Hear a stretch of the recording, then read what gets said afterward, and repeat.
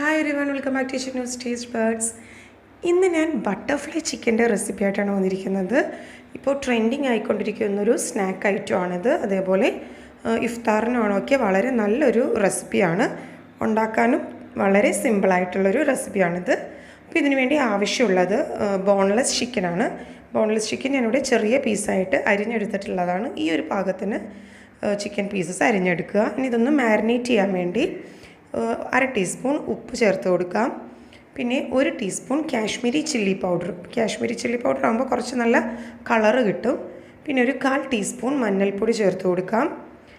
1/2 teaspoon കുരുമുളക് പൊടി. കുരുമുളക് പൊടിയും മുളക് പൊടിയൊക്കെ ഓരോരുത്തരുടെ എരിവിൻ്റെ ഇഷ്ടമനുസരിച്ച് ചേർക്കാം. കാശ്മീരി ചില്ലി ആകുമ്പോൾ അധികം എരിവുണ്ടാവില്ല, നല്ല കളറും ഉണ്ടാവും. പിന്നെ 1 ടീസ്പൂൺ സോയാ സോസ് ചേർത്ത് കൊടുക്കാം. 1 ടീസ്പൂൺ ചില്ലി സോസ്. പിന്നെ 1 ടീസ്പൂൺ ടൊമാറ്റോ സോസും കൂടെ ചേർത്ത് കൊടുക്കാം. അപ്പോൾ സോസുകൾ ഇപ്പോൾ നിങ്ങളുടെ കയ്യിലില്ലെങ്കിലും അവോയ്ഡ് ചെയ്യാവുന്നതാണ്.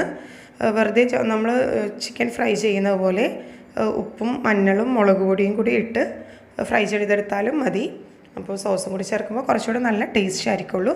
ഇത് നന്നായിട്ട് മിക്സ് ചെയ്ത് ഒരു അരമണിക്കൂർ വരെ ഇതൊന്ന് മാരിനേറ്റ് ചെയ്യാൻ വേണ്ടി മാറ്റി വെക്കണം.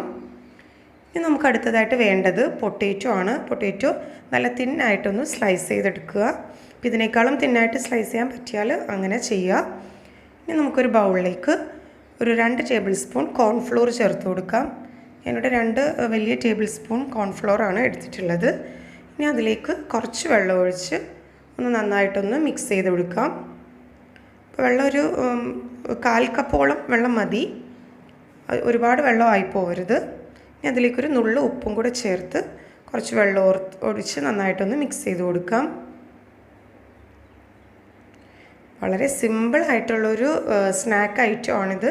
നോമ്പ് തുറക്കൊക്കെ ഉണ്ടാക്കാനും വളരെ എളുപ്പമായിരിക്കുള്ളൂ. ഈ ഒരു പാകത്തിന് കോൺസ്റ്റാർച്ച് മിക്സ് ചെയ്തെടുക്കുക. ആവശ്യമെങ്കിൽ കുറച്ചുകൂടെ കോൺഫ്ലോർ ചേർത്ത് കൊടുക്കാം. ഒരുപാട് ലിക്വിഡായി പോയെങ്കിൽ കുറച്ചുകൂടെ കോൺഫ്ലോർ ചേർത്തൊന്ന് മിക്സ് ചെയ്തെടുക്കാം. ഇനി ഇതിലേക്ക് നമ്മുടെ പൊട്ടാറ്റോ സ്ലൈസസ് ഇട്ട് കൊടുക്കുക. പൊട്ടാറ്റോസും കോൺഫ്ലോറും കൂടെ എല്ലാ ഭാഗത്തേക്കും നന്നായിട്ടൊന്ന് മിക്സ് ചെയ്തെടുക്കുക. അപ്പോൾ ഇങ്ങനെ ചെയ്യുമ്പോൾ എന്ന് വെച്ചാൽ നമ്മുടെ പൊട്ടാറ്റോസ് ഫ്രൈ ചെയ്യുമ്പോൾ നല്ല ക്രിസ്പി ആയിട്ട് കിട്ടാൻ വേണ്ടിയാണ്.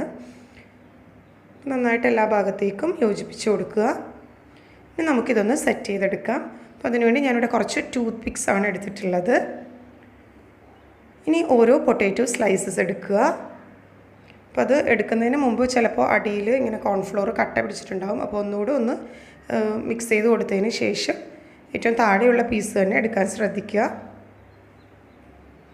കോൺഫ്ലോർ നന്നായിട്ട് മുക്കിയെടുത്തതിന് ശേഷം ഒരു പീസ് പൊട്ടാറ്റോ സ്ലൈസ് എടുക്കുക. ഇതിൻ്റെ നടുഭാഗത്തായിട്ട് ഒരു പീസ് ചിക്കൻ വെച്ച് കൊടുക്കാം. എന്നിട്ടത് നമ്മുടെ ടൂത്ത് പിക്ക് കൊണ്ട് ഇങ്ങനെ ഒന്ന് 2 സൈഡിൽ കൂടി ഒന്ന് കുത്തി കൊടുക്കുക. അപ്പോൾ ഇങ്ങനെ കുത്തുമ്പോൾ ശ്രദ്ധിക്കാമെന്ന് വെച്ചാൽ ചിക്കനിലും പൊട്ടാറ്റോസിലും കൂടെ രണ്ടിലും കൊള്ളുന്ന വിധത്തിൽ വേണം നീഡിൽ കുത്താനായിട്ട്, ടൂത്ത് പിക്ക് കുത്താനായിട്ട്. ഈ ഒരു പാകത്തിന് തയ്യാറാക്കിയെടുക്കുക. പിന്നെ ബാക്കിയുള്ള പൊട്ടാറ്റോസും ചിക്കനും കൂടെ നമുക്ക് ഇതേപോലെ തന്നെ ചെയ്തെടുക്കാം. ഇപ്പോൾ വീട്ടിൽ ഗസ്റ്റൊക്കെ വരുമ്പോഴാണെങ്കിലും വളരെ പെട്ടെന്ന് തന്നെ തയ്യാറാക്കിയെടുക്കാവുന്ന ഒരു ഐറ്റമാണ്. ഇപ്പോൾ ഈ സമയത്ത് ഗസ്റ്റൊന്നും വരില്ല എന്നറിയാം, എന്നാലും ലോക്ക്ഡൗണൊക്കെ കഴിഞ്ഞ് ഗസ്റ്റുകൾ വരുമ്പോഴാണെങ്കിലും നമുക്ക് വളരെ പെട്ടെന്ന് തന്നെ തയ്യാറാക്കി കൊടുക്കാവുന്നൊരു സ്നാക്കാണിത്. ഒരുപാട് ബുദ്ധിമുട്ടൊന്നുമില്ല. ഇതിങ്ങനെ ഈ നീഡിൽ ഈ ടൂത്ത് പിക്ക് കുത്തുന്നതൊന്ന് ശ്രദ്ധിച്ചാൽ മതി. കാര്യം ചിക്കനിലും പൊട്ടാറ്റോസിലും ഇതേപോലെ കൊള്ളുന്ന വിധത്തിൽ വേണം ടൂത്ത് പിക്ക് കുത്തി വെക്കാനായിട്ട്. ഈ ബാക്കിയുള്ള പീസസ് നമുക്ക് ഇതേപോലെ തന്നെ തയ്യാറാക്കിയെടുക്കാം.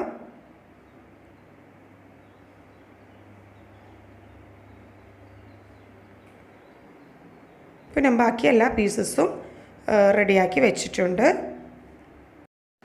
ഇത് കാണാനും നല്ല ഭംഗിയാണ്, അതേപോലെ കഴിക്കാനും നല്ല ടേസ്റ്റി ആയിട്ടുള്ളൊരു ഡിഷാണിത്.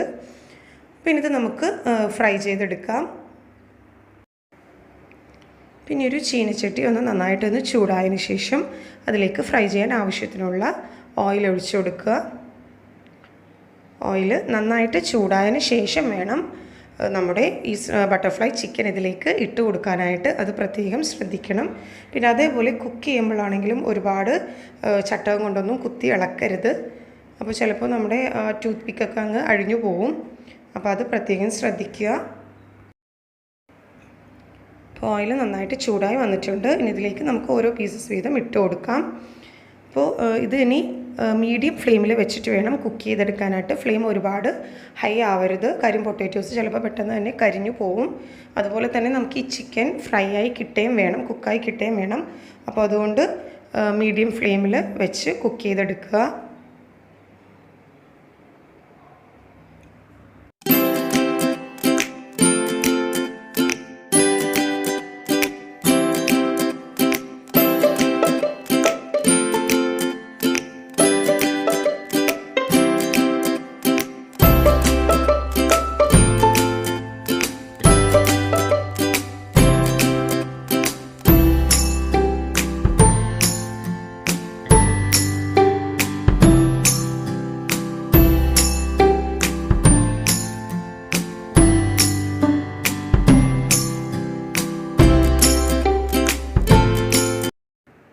ഇപ്പോൾ നമ്മുടെ ബട്ടർഫ്ലൈ ചിക്കൻ രണ്ട് സൈഡും നന്നായിട്ട് ഫ്രൈ ആയി വന്നിട്ടുണ്ട്.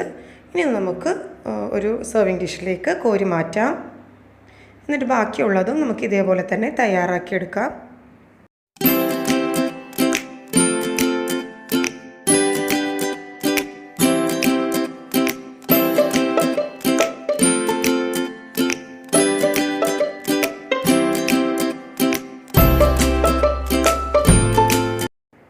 നല്ല ടേസ്റ്റി ആയിട്ടുള്ള ബട്ടർഫ്ലൈ ചിക്കൻ തയ്യാറായി കഴിഞ്ഞു.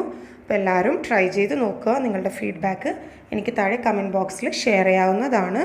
റെസിപ്പി ഇഷ്ടമായെങ്കിൽ ലൈക്ക് ചെയ്യുക, ഷെയർ ചെയ്യുക. കൂടുതൽ വീഡിയോസിന് വേണ്ടി ചാനൽ സബ്സ്ക്രൈബ് ചെയ്യുക. Thanks for watching my channel.